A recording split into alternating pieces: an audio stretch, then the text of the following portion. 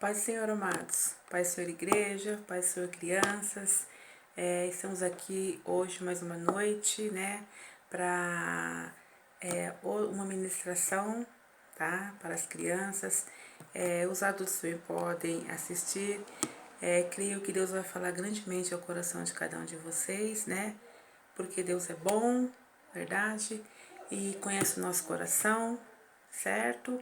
E nós estamos aqui, né, para glorificar o seu santo nome. Nós vamos orar antes de trazer a palavra, amém? Vamos fechar nossos olhos e pedir para que Deus nos abençoe. Senhor Deus e Pai, eu quero te agradecer por mais um dia de vida que nos deste, ó Deus. Quero te agradecer, ó Deus, porque Tu tem cuidado de nós, ó Pai. Quero te agradecer porque Tu tem sido fiel nas nossas vidas, Tu tem cumprido o desejo do nosso coração, ó Deus. Não porque nós merecemos, ó Deus, mas pela Sua misericórdia, Pai.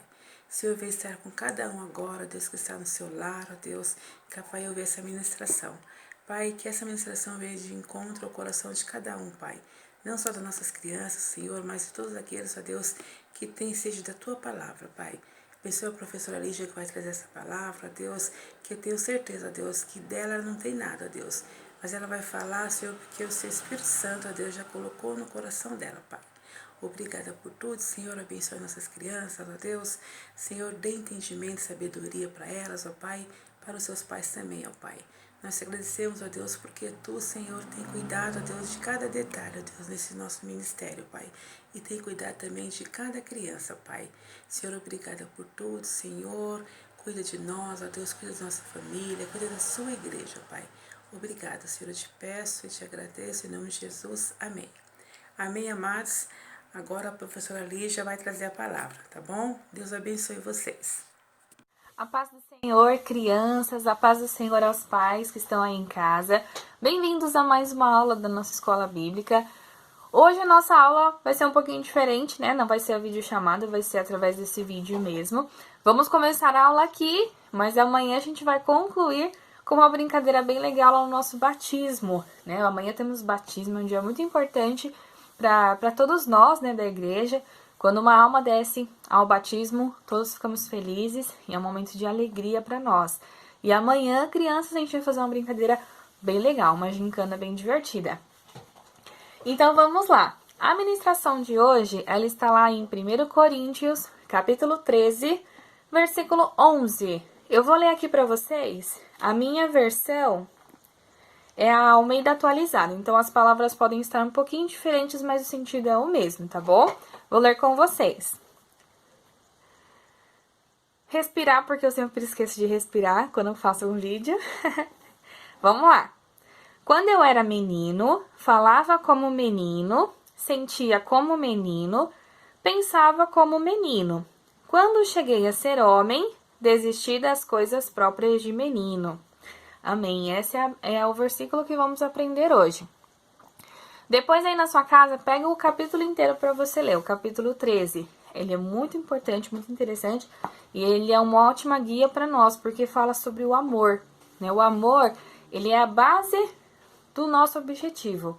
Ele é a base daquilo que Deus nos chama para fazer, né? Deus, ele fala que primeiro, acima de tudo, amar a Deus acima de todas as coisas, e depois amar o irmão como você ama a si mesmo. Então, o amor, ele é a nossa base, é o nosso fundamento. Então, nunca se esqueçam disso. O amor é a nossa base, é o nosso fundamento. Então, você vai ler na sua casa mais tarde esse capítulo. Eu tenho certeza que você vai gostar muito dessa passagem. Mas sobre essa parte em específico, aqui o que o apóstolo Paulo está fazendo? Só para a gente entender o contexto, né? Ele começa a explicar que o amor, ele é o dom supremo. Ele é mais importante do que tudo. Ele começa a dar alguns exemplos. Por exemplo, ele fala, ainda que eu falasse a língua dos homens e falasse a língua dos anjos, sem amor, eu seria como o metal que soa, o símbolo que retine. Ele começa a fazer essas comparações, ele fala que mesmo que você desse tudo que você tem, imagina todo o dinheiro que você tem, e você desse aos pobres, e você entregasse o seu corpo para ser queimado, se você não tivesse amor, isso não valeria de nada.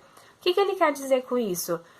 O amor, ele é uma intenção, ele está dentro da gente. O que a gente faz com uma intenção verdadeira, conta verdadeiramente. Por exemplo, se eu pegar todo o dinheiro que eu tenho e der para os pobres, mas no meu coração eu estiver fazendo isso, porque se eu fizer, eu vou postar nas redes sociais, eu vou receber vários likes e vão falar sobre mim, aí tá errado, não vai aproveitar de nada. Para Deus isso não vai ter valor. Por quê? Porque o objetivo não foi pelo amor à pessoa que tem uma necessidade, mas foi porque eu queria fazer algo que fosse voltar para mim. Foi por um egoísmo da minha parte. Então, se eu fizesse isso, não ia valer de nada. Agora, quando você tem algo e você dá para alguma pessoa, porque você sente um amor por ela e sente que o que você está fazendo por ela vai ajudar, isso conta muito para Deus. Então, Paulo ele começa a explicar sobre o amor e que não vale apenas você demonstrar que ama, tem que sentir que ama. Então, você tem que amar de verdade. E aí ele começa a falar sobre quando eu era menino, eu falava como menino. O que isso quer dizer? A gente tem fases na nossa vida. Quando a gente é menino, quando a gente é criança, a gente vive aquela fase da infância, a gente vai crescendo e vai acompanhando a nossa idade, os momentos da nossa vida. Nessa passagem, ele está falando mais num sentido espiritual. Quando a gente é criança, a gente aprende sobre a palavra de Deus. Conforme vai passando o tempo, a gente vai aprendendo mais da palavra de Deus. Então, a gente tem que acompanhar, a gente tem que evoluir na palavra de Deus. Você e eu também. Então, quando a gente aprende sobre a criação, como foi que Deus criou o mundo, que Ele fez o mundo em 7 dias, quando a gente aprende sobre as coisas que Deus foi fazendo e a gente começa a aprender sobre Jesus, a gente está crescendo espiritualmente, até que chega um ponto que a gente começa a ler passagens que são mais difíceis. A gente começa a ler passagens lá do Antigo Testamento, mensagens de profecias. Então a gente vai crescendo espiritualmente. E Deus ele vai falando com a gente. Deus ele fala com a gente de muitas formas. E a palavra é a mais importante. A forma mais importante de Deus falar conosco. Então essa passagem ela fala isso pra gente. Quando eu era menino, falava como menino, sentia como menino, fazia as coisas de menino. E logo que eu deixei de ser menino, deixei as coisas de menino para trás. Então, o que a gente está fazendo hoje? Estamos aprendendo sobre a palavra de Deus. Pode ser um mingauzinho. E mais pra frente a gente vai tendo as feijoadas. Mas é importante a gente aprender e não querer ultrapassar o tempo. Então, o que a gente aprende também na palavra? Que há um tempo para todas as coisas. Jesus é o nosso maior exemplo. Sempre que você tiver alguma dúvida sobre como agir, o que fazer, procura lá nos evangelhos as passagens de Jesus. Jesus, ele é o nosso maior exemplo. É para quem a gente tem que olhar. Claro que assim, né? Como crianças e até como adultos também, a gente observa as pessoas próximas de nós porque a gente confia também. E isso é muito importante, porque, por exemplo, vou dar um exemplo para você. Você tá aí na sua casa e você tem seus pais, ou você mora com seus avós ou tios, sem problemas. Pensa numa pessoa que você confia muito. Pensou? Agora pensa se tiver algum problema. Se você tiver algum problema, você falaria com essa pessoa? Sim, a gente faz isso mesmo. Por exemplo, eu já sou grande, já sou adulta, mas na minha cabeça eu tenho certeza, não tem problema que meu pai e minha mãe não resolvam. Então a gente tem essa confiança nas pessoas também. Isso é importante e necessário. Mas o nosso maior objetivo, o nosso maior exemplo é Jesus. Por isso que é importante a gente sempre estar alinhado com Jesus. Por quê? Porque a maior forma da gente ministrar uma vida é através da nossa atitude. Às vezes a gente não precisa fazer muita coisa. A gente pensa, por exemplo, que para você fazer algo muito grande para o Senhor, você vai ter que virar um missionário que vai para a África, vai para lugares distantes para poder ministrar a palavra. Isso também, tá bom? Isso também é necessário. Mas muitas vezes a nossa vida, ela impacta diretamente as pessoas que estão ao nosso redor. E isso é muito importante. Então, o apóstolo Paulo, quando ele escreveu isso, ele escreveu nesse sentido, de que nós temos um tempo e temos que sempre buscar crescer no Senhor. Essa é a ministração de hoje. E amanhã, no batismo, nós vamos ter uma brincadeira, uma gincana sobre isso também. Não deixe de ler a passagem completa, que é uma passagem muito bonita. Muita gente usa essa passagem para casamento, mas essa é uma passagem que não é só para casamento, viu? Ela é uma passagem para tudo na vida. Ela é muito importante, porque a nossa vida, ela tem que ser baseada no amor. Eu, quando li essa passagem, levei 3 tapas na cara. Brincadeira, porque é assim que o Senhor faz. Quando a gente lê a Bíblia, a gente aprende e vê, opa, eu acho que eu tô falhando aqui. Opa, aqui eu tô indo bem. Então, a palavra, ela é um parâmetro pra gente saber o caminho que a gente tem que seguir. Então, leia esse capítulo na sua casa. 1 Coríntios, capítulo 13. Lê ele todo, do começo ao fim. E você vai ver que tem muita coisa boa para você aprender. Espero que você tenha gostado da ministração de hoje. Se prepara que amanhã tem batismo e eu espero você lá. Amém, Lígia. Deus abençoe você por essa palavra. Eu creio que essa palavra falou grandemente com cada um de nós, né? Louva a Deus pela sua vida, que Deus continue te capacitando cada dia mais. E vamos agora alguns recadinhos. Amanhã nós temos o nosso culto da família às 9 horas, com a Santa Ceia também, né? Nós contamos com todos vocês crianças também, tá? Creio que vai ser uma bênção amanhã. Já quero também convidar vocês para o batismo, tá? Que vai ser na segunda-feira, feriado. Às 7h30, estejamos todos na igreja, né? Porque nós pretendemos sair às 7h30, né? Então se procure, mas não se atrasar, tá? Porque nós temos muita coisa para fazer lá, como já foi falado, nós temos que ter um café, depois nós temos que ter o batismo, né? Que eu sei que vai ser uma bênção, e para nós podermos ficar o dia todo, né? Em comunhão com o Senhor, não é verdade? E agora nós vamos orar agradecendo a Deus, né? Por mais esse dia, por essa ministração, que foi uma bênção, tá? Vamos fechar nossos olhos. Senhor, eu quero te agradecer, Deus, por essa ministração, Pai. Senhor, capacite cada dia mais a vida da professora Lígia, Pai. Que ela possa, Senhor, cada dia mais, Senhor, sentir fortalecida, Pai, para poder, ó Deus, cumprir a tua obra, Pai. Senhor, eu te agradeço, ó Deus, porque eu e ela nesse ministério, ó Deus, nós somos uma ajudadora da outra, Pai. Eu te agradeço também, Senhor, por todos aqueles, ó Deus, que nos ajudam, Pai. Senhor, que o ministério, Deus, não é uma pessoa, Senhor, o ministério, Senhor, é a sua igreja, Pai. E eu creio, ó Deus, que cada um, Senhor, tem a sua parcela, Pai. Ou diretamente ou indiretamente, ó Deus, mas cada um, ó Deus, dá um pouquinho de si, ó Deus. Nós agradecemos por isso, Pai. Abençoe os pais dessas crianças, ó Deus, os cuidadores, ó Deus, que também vem nos ajudando, Pai. Que nós sabemos que não é fácil, ó Deus, mas a tua misericórdia para conosco é grande, ó Pai. E nós somos mais que vencedores, Pai. Nós também queremos te pedir já pelo culto de amanhã, ó Deus. Nós cremos, ó Deus, que vai ter uma palavra ali, ó Deus, que vai vir de encontro ao nosso coração. Uma palavra, ó Deus, que tu já colocou no coração de quem vai trazê-la, Pai. Senhor, eu quero agora também te pedir pelo batismo de segunda-feira, Pai. Senhor, eu creio, Deus, que vai ser um momento muito importante ali na vida daquelas pessoas que vão se batizar, Deus, que vai ser um renascimento para ti, Pai. E eu creio, Deus, que eles vão seguir, ó Deus, o teu caminho, Pai. Assim, ó Deus, como nós seguimos, ó Deus, e tu vai fortalecê-los, ó Deus.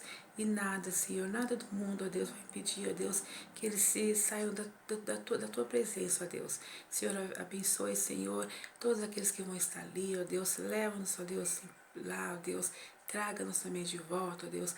Eu profetizo que vai ser um dia de bênção, um dia de vitória, um dia alegre, ó Deus, porque nós estamos reunidos, ó Deus, numa festa para ti, Pai. Senhor, obrigada por tudo, Senhor. Dê, Senhor, uma noite de paz, uma noite de tranquilidade para todos nós. Eu te peço e agradeço em nome de Jesus. Amém. Amém, amados. Crianças, um super beijo para vocês, tá? Amanhã estaremos todos juntos, tá bom? Igreja também, contamos com vocês, tá? Deus abençoe a todos. Uma boa noite. Será que o Halloween é pecado? Vim aqui tirar uma dúvida de vocês. Quer dizer, ninguém perguntou, mas é bom sempre relembrar. Hoje é dia 31 de outubro. Muitas pessoas comemoram o Halloween. E aí entra a dúvida. Nós, como cristãos, podemos comemorar o Halloween ou participar de algo relacionado a Halloween? Antes de responder essa pergunta, vamos saber do que se trata, certo? Há muitas divergências sobre a história do Halloween. Muitas divergências mesmo. O início, como começou, faz muito tempo. Começou com um costume celta. Eles comemoravam as boas colheitas que eles tinham e também dizia-se que comemorava o dia do Rei dos Mortos. O que aconteceu? Essas pessoas, elas acabaram imigrando para os Estados Unidos e acabaram levando a sua cultura com elas. Então aí começou a ter uma junção de culturas aí. Em determinado momento foi mudado um feriado cristão, né, cristão católico, que era o Dia de Todos os Santos. Ele deixou de ser em uma data e passou a ser dia 31 também. Porém, havia uma divergência aí. O correto seria All Hallows Eve. All significa tudo ou todos em inglês. Hallows é um termo antigo para santos e Eve significa véspera. E aí ficava véspera do Dia de Todos os Santos. All Hallows Eve. Halloween. Viu como é parecido, como é bem semelhante? Então, nessa festa, como a princípio ela era uma festa em que se falava sobre o Rei dos Mortos, acabou tendo várias miscigenações aí no decorrer da época. Então, começou a colocar-se espantalhos, abóboras decoradas. Então, o cerne, né, o surgimento dessa festa, ele não é uma festa cristã, né? Ela é uma festa que teve origem em um povo, uma cultura de quem não conhecia a Jesus. Então, se você tem dúvida se é certo ou não participar do Halloween, a Bíblia nos fala que tudo nos é permitido, mas nem tudo nos é lícito. A nossa fé acredita em Deus e em Jesus como nosso único e suficiente Salvador. Então, a gente não comemora nada relacionado à morte. Então, o certo é não participarmos. Então, se você tem dúvidas sobre isso, você pode vir nos perguntar mais sobre, mas o ideal é que você não participe, porque não é uma festa que condiz com a nossa fé. Então, se você tem dúvidas, mais uma vez, procure a gente, as professoras da escola bíblica, procure os pastores, presbíteros da nossa igreja ou da sua igreja, se você está assistindo nosso vídeo, mas já tem a sua comum congregação, né? Se você já tem a sua igreja, procure os seus líderes para que eles possam te instruir. Mas pela história do Halloween, a gente não deve comemorar, tá bom? Se você tem alguma outra dúvida, manda pra gente.